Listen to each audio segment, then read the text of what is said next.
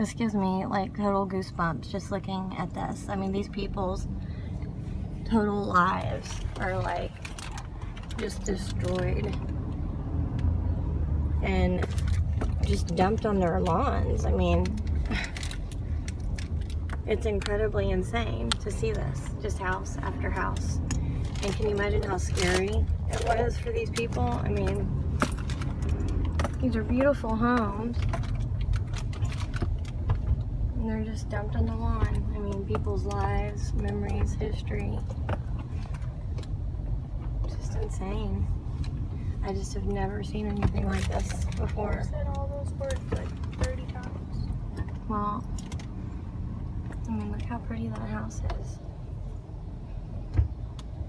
I mean, not that it matters how pretty it is, but it's just,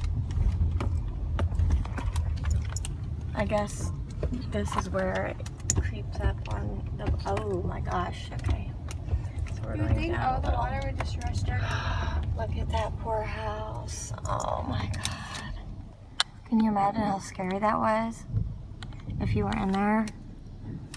Oh, those poor people.